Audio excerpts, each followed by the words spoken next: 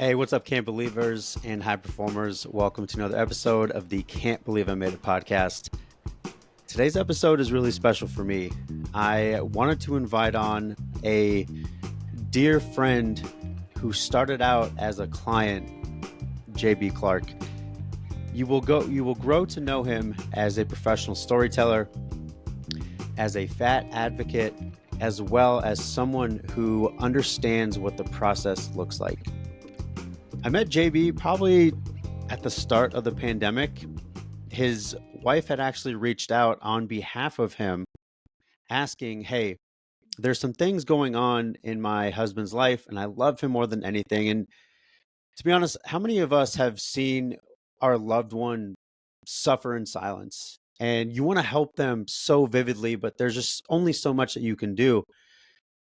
So when she reached out and we finally had an opportunity to connect, one of the things that really blossomed for me inside of what would become a really great working professional relationship into a very heartfelt friendship and bond. The one thing that really stuck out to me when I first talked to JB was he wanted to learn how to be a resident in his own body. Now, if you're someone who struggles from time to time with your own body image, how you're showing up in the world, this podcast is perfect for you. Because I've said this before in subsequent episodes, and this might trigger a lot of fat phobic weirdos out there. But regardless of your body size, peak performance and high performance is whatever that means to you. You know it inside of this podcast, inside of this pod family, as how you sleep, how you move, how you think, and how you eat. But that's all relative to whatever peak performance looks like for you. And let's be honest, we all know what it means to show up at our peak. We all know what it means to show up as the healthiest version of ourselves, regardless of our body size. You'll come to find throughout our conversation that there was an evolution and a maturation of how he was showing up in the world and how he shows up now as a phenomenal husband, a phenomenal father, a fat athlete advocate, a professional storyteller, and one of my dearest friends. JB, if you're listening to this, I love you, brother. I feel like I have sought an evolution because of you. So I want to let you know that you have saved me in a lot of ways, and our relationship is incredibly reciprocal. I'm super proud of you, brother. I'm so glad to be able to tell your story finally. This is 3 years in the making, bro. For all our pod family, I know you're really going to enjoy this one. You already know what to do. Let's get it. I'm embarrassed. I was on camera this week. My mustache looks like this. Yeah, honestly, it's a big reason why I literally, when we got here, went to Ross and got one of those like $10 like shave systems, because mine was looking pretty grizzly as well. Yeah, dude, I hit it with a little thing. I have to hit my lip is so small. I got to hit my mustache like twice a week. The mustache is the only way that you have a lip. Dude, I'm like 6'3" with a 2mm lip, you know? Well, I'm glad we pressed record, because I actually wanted to argue with you about this on air. This is a long time. This has been a long time coming. You said that we said in Q2, which might have been one of the goals, but from a preliminary standpoint, I mean, JB, when did we meet up? Oh, years ago. Beginning of the pandemic? Was it the beginning of the pandemic? It probably was the beginning of the pandemic. We met like right before time paused, which is why it feels like we've been friends for most of our lives. Forever. Well, anyway, JV, it has been a very, very long time coming. To have you on is a absolute delight. I mean, not only just for like selfish reasons, I want to see one of my buddies, and it's always great to talk to you because I always feel fulfilled after I'm done talking to you. Yeah, but I think even more so, what is really great is we haven't had the chance to kind of like roll through your story and where, like, kind of put a cap on it. Yeah, like where you are today, the pivoting process, because like You were, and for our listeners out there, you have no idea about this, but JB is a massive reason why we have a lot of our messaging, the direction that we're going. I consulted JB. We'll let him talk about his credentials in a little bit as to why I consulted him. But one of the things that we came up with, JB, this past season, just on accident, was like having a bunch of people on that decided to pivot. And Yeah. you've pivoted in some really phenomenal ways. And at least throughout the course of our friendship, which now we've both come to terms with, it's been lifelong and it's really only been a couple Years. years. Yeah. Is that it's always been a process of pivoting for you. And I know your story and I get inspired by it, but I don't think others do. So all that being said, I am super happy to have you on, man. Welcome Oh to yeah. the Can't Believe I Made It pod. I'm stoked. I can't believe I made it on. I can't believe I want to give you that, but that joke's already been taken. Oh, Shout out dang. Justin Spears. Yeah. It's still a good joke though. It's still a good joke. I can't believe I made it. But yeah, I mean, JB, I think a couple really phenomenal places to start is you and I started working together, like you had said, right before the pandemic, and coming into it, it's been really cool to kind of get front row to your process. Not only just being, your coach and your mentor, but also becoming really good friends and just being able to see that process. It's been really phenomenal. So I think maybe a good place to start, JB, for you is what sort of pushed you to think about getting some help? Oh man, my wife, right? And we've talked about this kind of off and on. She reached out to you and connected us. I had just gotten to the point where I was sort of like telling a story about myself that wasn't the one I wanted to be telling.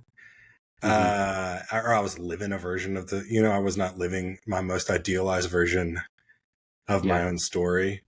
And so storytelling is something that we talk about a ton, you and I. Yeah. And that's kind of my thing. That's what I do. And it was, you're kind of what helped me reframe a lot of like my health, my professional priorities, my personal family priorities in that storytelling. You were one of the ones who was kind of like, hey, why aren't you looking at yourself through this sort of lens, And I was like, I don't know. It seems complicated. So it was. I mean, I kind of think back. I actually remember the first time that we sort of sat down and we're like, for any of our listeners out there, if you have no idea how the process works, so anytime that someone does reach out, like I try to sit down and have a strategy session around like, okay, like I 100% will take your money, but we want to make sure that this is a good fit because I've taken on some people before that it's not fulfilling for me and it's really hard. So I always try to like, not only just like vibe check, but like, hey, can I truly help this person? And what's interesting is what I remember from that conversation, JB, is a very, very different version of who you are now. And it could have been nonverbals. Deep believer here. I'm that type of weirdo that believes in energy. So like I felt at that time that the energy level was one of, I want to be living a certain way, but I don't know how to get there, and I'm pretty fucking stuck. But I don't know if we've ever talked about this. I mean, would you say that's pretty spot on? The vibes were off, and I am 100% a believer in vibes. So he's actually from right down the road from here. Post Malone is like, I credit with, I'm not like I don't listen to Post Malone, but he's like the forefather of vibe culture. And so I will always be, sort of like appreciative of that. Dabs. Yeah. Yeah. This family who lives down the street from where he grew up makes a Ghost Malone, like concert in their front yard every Halloween. That's great. So yeah. Anyway, the vibes are off. Yeah. The vibes were off.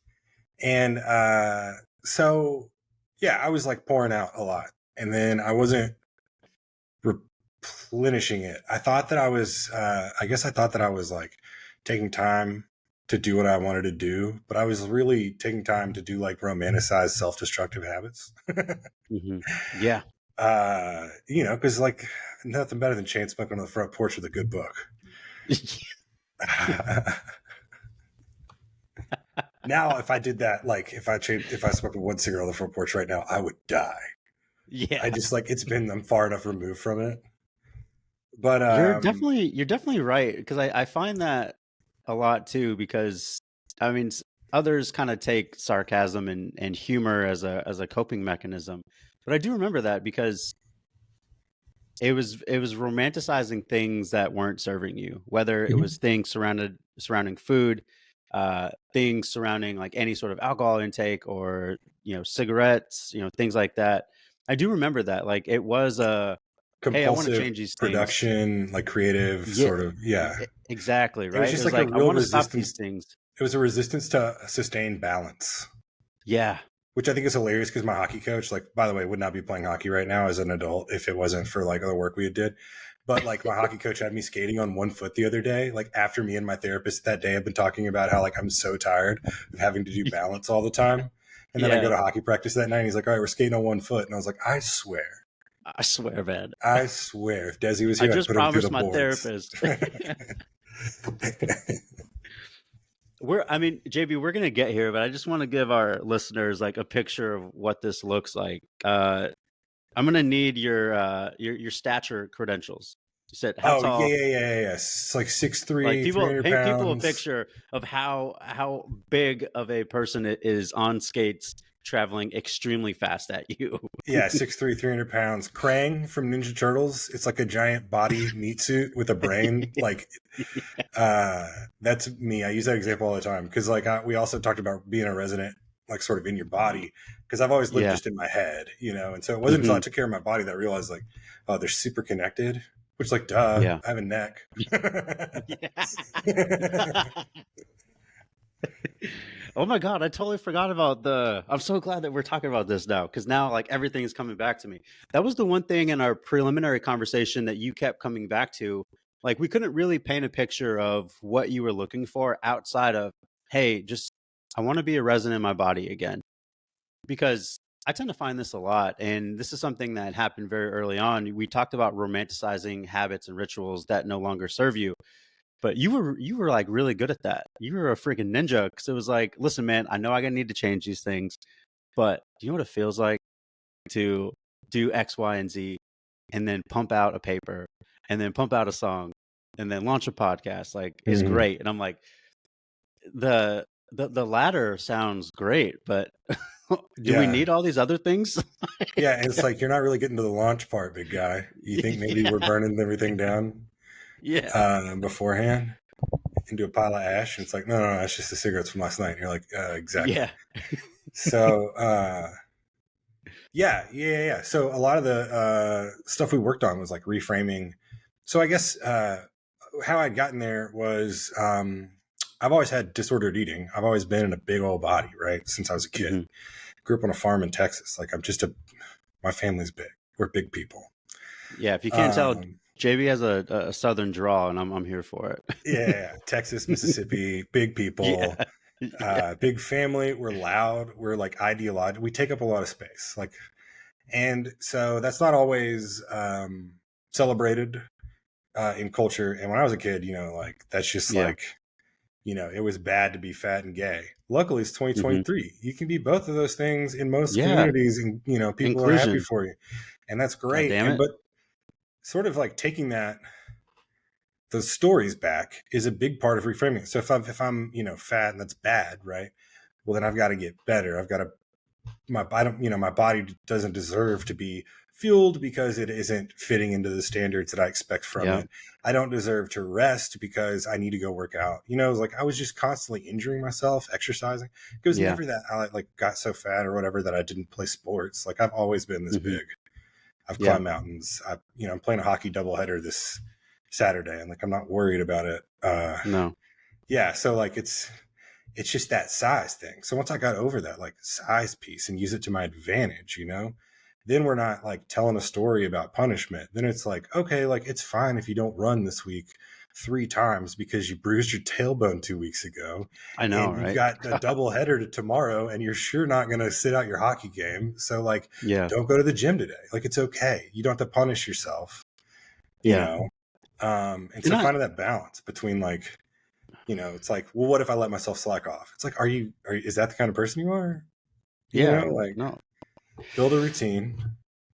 And if you need to break it, that rule that day, that's fine. Like, that's fine. Just find that balance. And so once I could balance that story, like, oh, I'm not fat because it's bad. I'm just fat because I'm JB.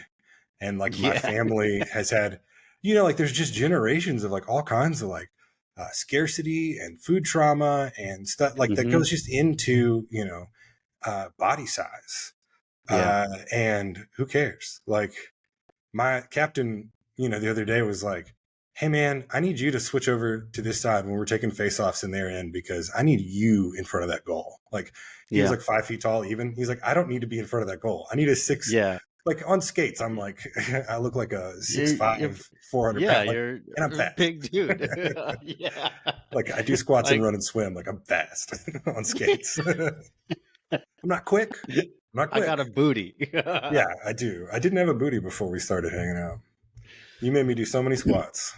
Yeah, dude, so many. You know what's really great, JB, about you? I don't think we've actually really talked about this, but I feel like you deserve some flowers here. Having been in the career field for as long as I have just from the standpoint of nutrition and dietetics, I think oftentimes when you think about dietitian, you think, first word that comes up is diet, right? And I think what's been really hard working with people, especially people who consider themselves fat and obese, is that coming into it, it's like something's inherently wrong with me. Like I need to change. And what's nice about 2023 is we're actually starting to explore the conversation around like, hey, the obesity metric, it's not a tell all. Like it is one piece of the puzzle. And if We just threw say, BMI out. Like I the know WHO just threw it out. it's a good time, right? It's a Praises and good time to be blessings. talking shit to all the people who have been going in on obesity as a choice, like all the fucking Now hate Dwayne mongering. Johnson's doctors can quit having to hand him that sheet of paper about weight loss every time he comes in. Dude, Doctors were legally mandated to give me like have certain conversations with me before they could address any other issues because of my weight. And it's like, JB, when here's I the got a tough thing doctor about who it. quit doing that, my blood pressure went down immediately. Did my weight change? Absolutely not. I gained 10 pounds because I was doing a ton of squats at the time and I had to buy new pants. But like my blood pressure went down. So I care about health, not about size. That's the thing I had to learn. Is like I care about health, not about size. What was really great though, JB, is like what I felt like through the process is there wasn't really any moments where you felt tied to like a certain size goal. Because I think very early on, we started to establish this theme around being a resident in your body. And we started to establish what performance looks like for you. And that extended to not only just athletic performance, but also cognitive, also your sleep performance, also how you're showing up in your family, like all of these really beautiful things that kind of make all the, cool JB parts. I love that about you. And I love that about working with you because it's not something that a whole lot of people share. And I feel like it takes a tremendous amount of work and a tremendous amount of fortitude to get to that point where you're like, you know what, this isn't really about my need to change my body, but rather like how I feel in my body, which again speaks to how can I be a resident in my body, man. So I don't think that I've said those words to you, but dude, man, I appreciate fuck, that. I love it, man. That's what makes you special.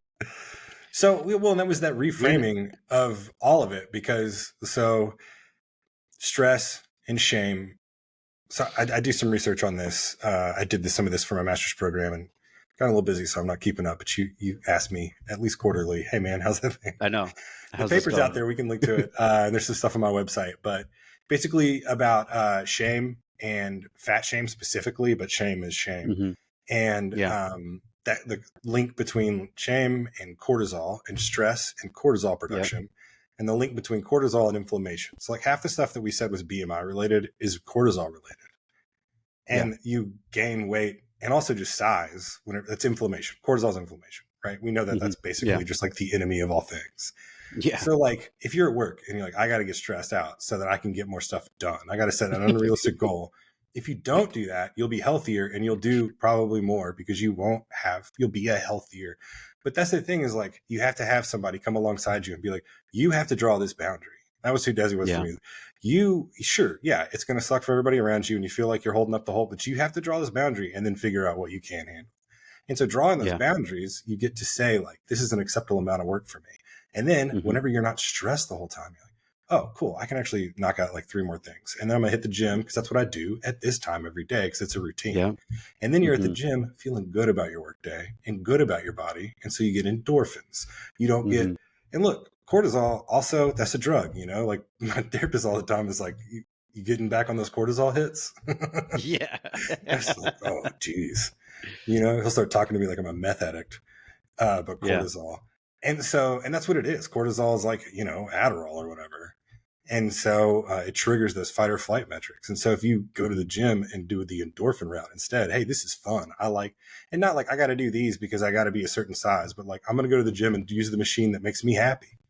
Yeah. And then you're happy. And then if you want to, you know, if you want something else, like figure out a way, you know, like what's the way that you can make your goals and your values and your story sort of align. And so if you can do that with your, you know, like I want to be healthier, well, like go to sleep. Your cortisol is going to be less. You're going to, you know, you know, who cares what weight you end up being in the end, but it's also fun when you lose all that inflammation and you've gained like 15 pounds lifting weights or whatever. And somebody's like, oh my God, you've lost a ton of weight. You can look at them and be like, I gained 15 pounds actually. It's you kind of blow. They'd be like, oh no, I'm like way healthier. Yeah, you're right. I'm like way healthier. But I'm like huge. Yeah. Well, I mean, the whole process has really, JB, been a bunch of pivots on your end. And again, having that front row seat, what I thought was really great about our process. And this is, most people don't understand the link between sleep, exercise, nutrition, mental well-being. Like they don't understand that it's exactly. And creativity, well, right? And that's the thing is like I'm a human creative performance, if you will. Yeah. Exactly. So the second that I saw that like my brain power, like my creativity could be better. Like I could produce better creative work if it was more physically healthy. That was when you linked that for me. I was like, yeah, all right, well now we have to. Which is crazy because like now there's kind of this new wave, especially in the hip hop community of artists being sober, right? Isaiah Rashad, Kendrick. So like it's having people start to explore, like Danny Brown, same thing, like having people start to explore like what it means to actually throw yourself into creativity and how that stems into how you spend your time and who you spend your time with. Oh, for which sure. is so fucking cliche. Like people might think like, oh, well, duh, Dezi, listen, if you don't have very good people surrounding you and you're also not taking care of yourself, like you have a formula for fucking disaster really, really quick. If you're not feeling it already. Well, and it's just, I mean, it goes into like, even like, are you hanging out with people? All right, well, that's not, you're not creating, you know, like, are you choosing endorphins or cortisol in this moment? Like you have to have that balance and health everywhere. And like, look, cortisol is great, but you got to save it. You got to save it up for like, it has its role. Yes. Yeah. When you see a bear, let's get that hit. Let's roll. You know, let's climb that tree. Let's identify, you know, grizzly bear, climb the tree, black bear, fall down, pretend, you know, like let's, or whatever it is.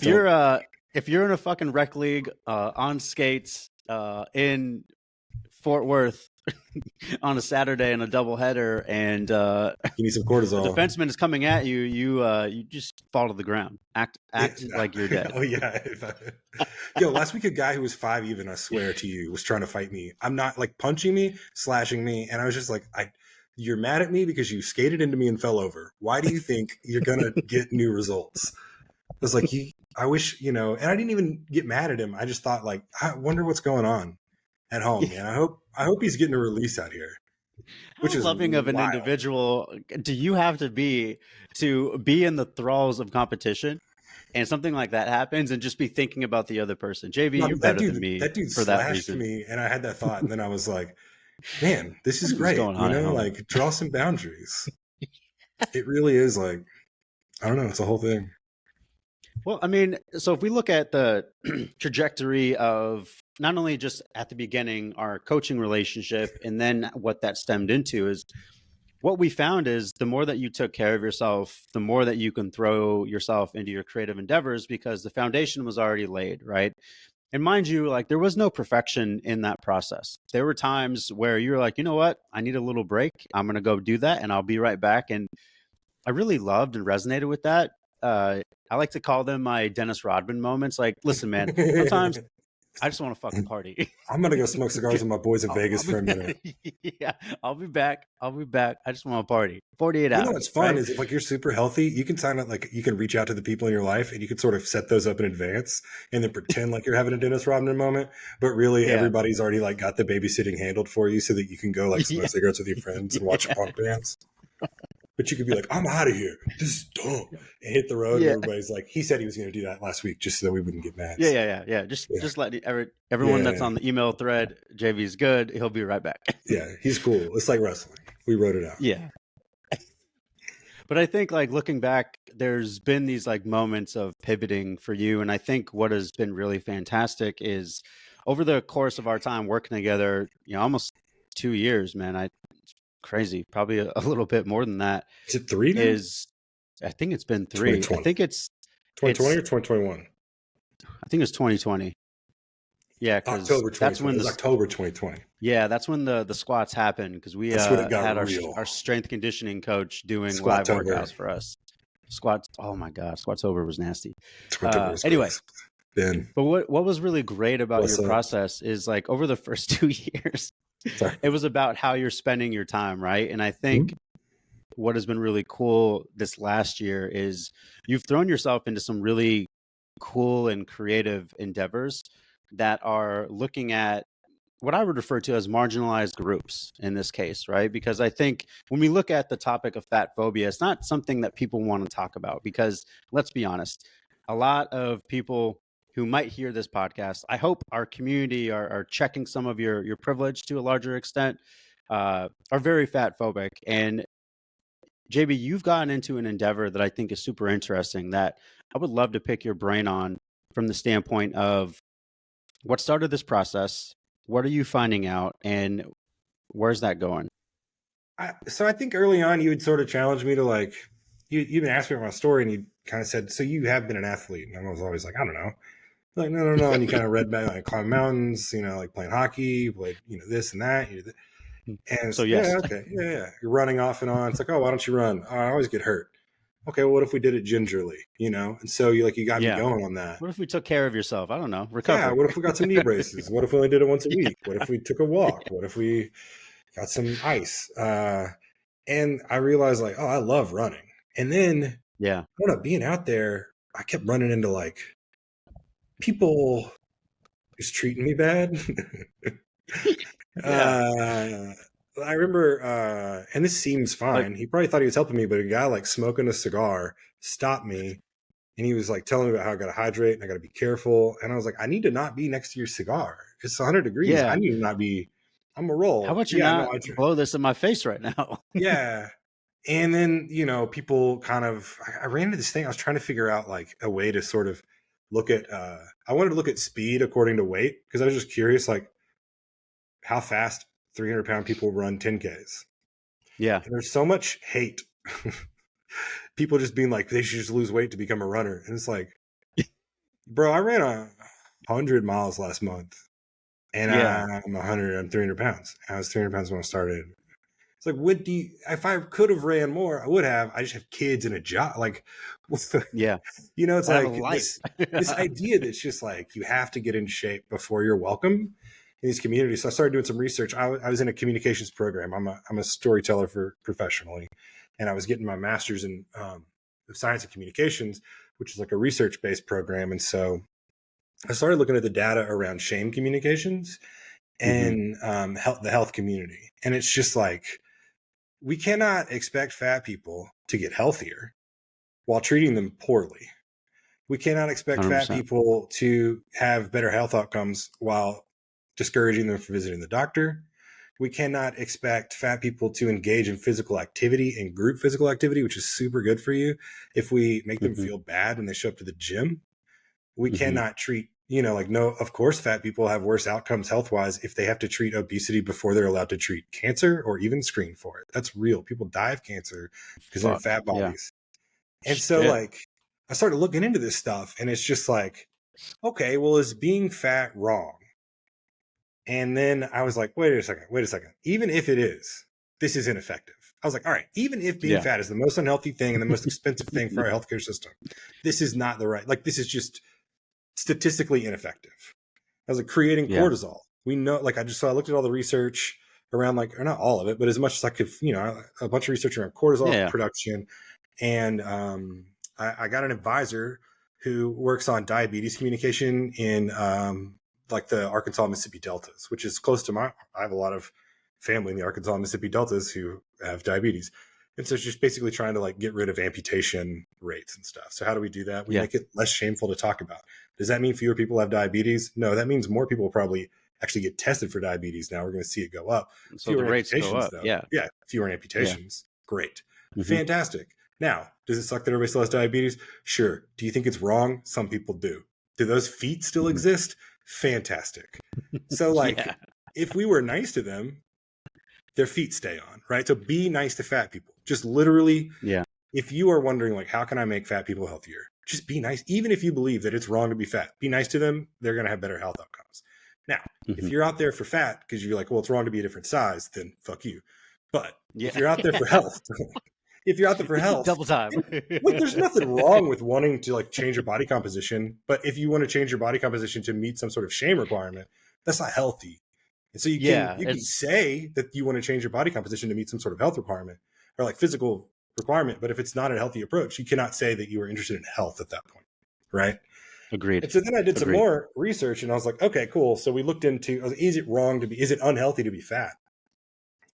There's some incredible data out there where it shows that really cardiorespiratory fitness is the only real reliable metric for like health. Right. And so people who are in larger bodies, fat people, people with higher BMIs who exercise regularly. I'm talking about walk. I'm talking about people who, no matter what size you are, if you engage in activity that raises your heart rate, right? So this is not like people who run 5 miles. This is people who, whatever is relative to their ability, push themselves to some degree, right? To get into that like 60% of like your, cardiorespiratory sort of range. Yeah. These people have better health outcomes than small, low BMI people who exercise less or not at all. And then like whenever you adjust for like some of these like comorbidities and shame factors that we bring in, some of that research, these people are actually like pretty healthy, like way healthy. And then when you factor in the fact that we use BMI as a part of calculating the cardio, what's the cardiorespiratory fitness like that? What's the VO2 max? Since BMI is a part of like the quick version of calculating that, most people have their weight used as part of their cardiorespiratory fitness. Fat doesn't need oxygen. You don't store, you store fat. You don't actively monitor. And so like the fact that my cardiorespiratory fitness, because Apple uses that BMI to calculate it, is low. It's actually above average because like a lot of my stuff, I'm a camel. You know, like camels don't have high BMI. I mean, they have high BMI or whatever, but like camels have high cardiorespiratory fitness because they have a ton of fat that they can burn while they're running in the heat. Like there's a reason I can do 10Ks in 100-degree heat in Texas. It's because not in spite of being fat. It's because I can create more energy, I can create more water, and I can grease those joints. You know what's really great about that? Even as you're talking about it, I'm sure, I don't know if we talked about this, but I'm sure you came across this. So John Jones, recent MMA, UFC heavyweight, he took a couple of years to essentially gain 25 to 30 pounds to get into that heavyweight realm. And one of his coaches, his conditioning coach, was asking him, because John was, visibly uncomfortable with where he's gone, light heavyweight, where he had a freaking 8-pack and now he doesn't. And his coach had asked him, he's like, do you want to win championships or do you want to have abs? And after that question, he was like, all right, well, duh, I want to win championships. And he had asked him, he's like, who's the most conditioned heavyweight that you know? And he was like, Cain Velasquez. Like he didn't even think about it twice. And if you look at Cain Velasquez, JB's probably your size. Like he's a large individual. And I feel like what is really nice right now, and even if you look at Tyson Fury, who is a heavyweight boxer, champion of the world, a big man. What is really great about now, especially now that World Health Org has looked at the BMI and we're like, all right, maybe we should stop measuring everyone based off of a study done on white men. Right? Oh yeah. P.S. Like, does it apply to Black women at all? Does it apply to Black women at all? Like zero. Like, does it apply to Latin women at all? None. Does it apply to women? Like barely. Yeah. Like, does the BMI work for thin white women? Nah, kind of not. You know what I mean? Like, it's built to not. And also, they changed it from the original. Like, it's already was made by like a guy who's not a doctor. He's like a psychologist, I think. It was made by him, and then like it was something. He was a Something like mathematician. He was a yeah, mathematician. was it like 97 or like 2003 that they were like there was all the articles like everyone woke up, the world woke up 80% fatter today just because they changed the BMI number. They were like, hey, we need to lower obesity in America. How do we do that? Change the number. They just make people feel worse. It didn't work. Yeah. It didn't work. It doesn't. It doesn't. Yeah, diet culture has not worked. It hasn't. And what I think is also really interesting about this, and even as it pertains to your story too, is like you were in this information gathering mode. And I think as you continue, JB, to research, I feel like it kind of lit a fire under your ass a little bit more of like, well, what else can I do? Because you're definitely right. When we first started, it was like, man, like I always get hurt. Like I'm not going to run. It's, it's fucking hot and humid out. Like when am I going to go do that? And then like there was this kind of like maturation as you became more equipped with information. And I think for any of us who have ever dove into something that interests us, the more that you research, the more that you figure out that you know nothing. Because the people who claim to know everything are actually the people who are not doing research at all, right? So I think what's been really was it published in a peer-reviewed publication? Yeah, right. Dude, that's the line of 2020 and 2021. Oh my gosh. Yeah, I know. I feel bad telling people that I'm a researcher. It's like I know. Not that kind. I'm not racist. Right. So I think like kind of looking back, like it was really cool to see your process. And like for me, what I examined just on my side observing, that spawned you to not only challenge some of the norms around like how we treat fat individuals, but also like pushed you to go run, to go play hockey, to go lift, to go do things that were in the moment an invitation for you to be a resident in your body. And I think, JB, that was just like so cool to see, man. Oh yeah, when I got off the ice I hadn't played hockey for 16 years. I played growing up, and when I got off the, finally after living in Dallas for a year, Dallas is an incredible hockey city. It's Fort Worth, Texas. You don't think of it as a hockey city, but like the Will Rogers Arena, the first sports they played there, where they do the livestock sale, like where I grew up selling cattle. The first sport played there was hockey in like the 60s or something. Anyway, so finally I was like eating brunch next to a hockey store, and I was like, all right, I'm gonna sign up, and I did. And I played, and I scored goals and like got assists and like put in some hits, and like I had fun, and like I busted my tailbone and was at the rink the next day just skating through pain because I could not. Yeah. And it's just like, talk about great for your blood pressure too. Hockey it's like a Dremel tool for your veins. It'll just But the thing that I realized with all these people out there, I play with old people, young people, fat people, skinny people. I play with everybody. Hockey has always, I've had girls on every single team I've played on ever in my life. You know what I mean? Like I just love hockey. Is like, to me, it seems not accessible, but if you give it a shot, like it's such an accessible sport because everyone wants you to be good, to play. And so, but finding a supportive environment that lets you be physical in a way that makes you feel joyful to be in your body. It does not matter if you power lift, if you run 7 miles, like if there is something that you can do that raises your blood, your heart rate and that is not like just smoking cigarettes and taking Adderall. Yeah. Because my Apple Watch used to be like, you're doing great. And I'd be like, I'm not working out. I'm sitting in a chair. It's like, you're doing some high intensity work right now. Do you want to log this? Like, oh my God, no, I'm just sitting here. No. Apple Watch, cigarette. But if you can find that thing and do it not to be the best, or if that's what drives you, like go have fun, but like go have fun. And it's amazing what it does for just the rest of your life. You know what I mean? Like, are you a creative person? It doesn't matter if you put a record out, engage in something fun creatively and like make that space for yourself and then like let the pieces fall, set values and goals, but like be healthy first. Set boundaries and like this sort of like baseline balance expectations for yourself.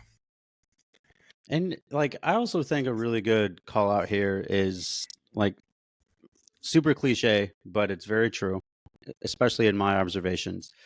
So it's true for me.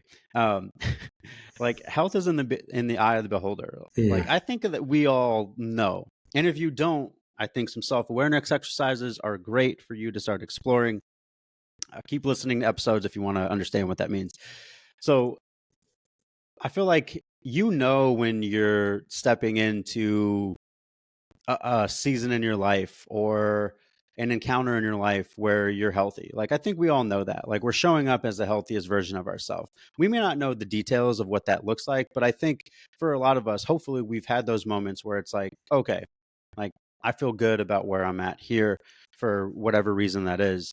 And I Yeah. think what's really fantastic about that is like, if you have someone to not only just hold you accountable, but to hold space for all of your shit, like all parts of you, you get some really great feedback on what it means for you to show up as the healthiest version of yourself. And I feel like in a Yeah. lot of our conversations, we were able to be really honest with one another. Yo, you see, you made this thing for me, which like I laugh about because I had done this for like, and I've done this for you, and I've done this for Yeah. businesses for a long time, but you basically made your version of it for me, like my authentic living Yeah. worksheet Your is what we living call it. But like sheet. Yeah. basically, like Yeah. what is the story? And basically we wrote down Mm-hmm. 3 stories. Like what is the story that you tell yourself about who you want to be? You know, and then it's like, okay, how does that look? What does that story look like in the lived version? You know, like what's the Yeah. fiction story and what's the news story? Like what actually happened? You know, like today at 3, a man completed all of his email work and didn't put any of it off. And then he went for a walk. You know, like that's the most, Yeah. my most like, or like today at 3, a man made a lot of excuses for himself because he had a lot of ideas he wasn't going to execute on it, you know, ultimately. Like that's not my Yeah. authentic story. And so we wrote these down. Like, what are the patterns that I fall into whenever I'm telling these other stories? And that way I can, instead of like getting to the end of the story and realizing that I fucked up, I'm realizing like, oh no, this isn't the part, you know, this isn't where I wanted this to go today. You know, like Yeah. I'm starting to go off the rails. Like this isn't, you know. And so I think like really, really spending time asking yourself like, who, like what are my values and who do I want to be when I'm showing up?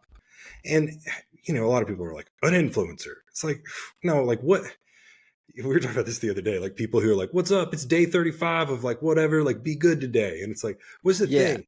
What do you got? Who are you? What do you carry? Like that, thank you for that, DJ Khaled. But like, Yeah. we already got DJ Yeah. Khaled. You're like, bless up. Cool. What's next? Yeah. And like, what is that for you? Like, what do you want to be? Like, all right, if it's an Mhm. influencer, ultimately, like, great story, super exciting. But like, what kind? Like, how are you going to actually help people? Not with your Yeah. content. How are you actually going to help? That's not, you know, like, specifically, what do you want to be? How are you going to live into yourself? And then, you can like work on what does that story look like, and how do I tell it? You know, how do I Yeah. ultimately tell it? You know what's funny about that is because I think we found this on accident. Maybe we kind of went this route because of who you are and your profession as a professional storyteller. But like what was really great about that exercise is I was asking you to truly examine like, okay, we have all these lofty goals that we want, but we've never actually really talked about them. What I'm more interested in is how do you want to interact day to day? Like what does success look like? And I think what was great about that is it gave us a really good formula Mm-hmm. with really JB, I mean, who you are today. Yeah. Yeah. I mean, and that formula helped me realize that like, you know, and you would do this with me all the time because I have so many lofty ideas, you know, like Mhm. I take bipolar medication. There I get Yeah. ideas, baby. Woo, let's go. But if I don't take care of myself, I don't finish any of those ideas and I also spin completely out and annoy everyone in Yeah. my life. Yeah. So like, you know, I keep, you know, I have all these ideas. But one thing you help me do is like, okay, what are you doing right now? Like, what's the goal right now? You know, Mhm. because I would come up with these ideas and we'd make these lists and these plans. And then it's like, well, what, you know, I'm going to make a record because I want to be a musician. And then it's like, all right. So we make these ideas and plans. Like, why didn't it happen? Well, because I'm not a musician. No, why didn't it happen? Well, because I was actually Mhm. selling, you know, music to this other person and it wasn't my record, but I was like making music every day this month. It's like, okay, great. So Mhm. maybe the goal is like in this moment where you're trying to put your wife through college, you can just make music. Yeah. Yeah. You know, are you selling it? Fantastic. You Yeah. know, or like maybe the goal is the doing. And yeah, I don't know. So that was part of like figuring out that authentic, like what are the actions, I guess? Yeah. What are Well, I those mean, this is practices? yeah. Well, I mean, you're kind of in this season right now where like yeah, like your wife is doing some really phenomenal things and you're at a point now in your life where you're able to throw yourself into creative endeavors.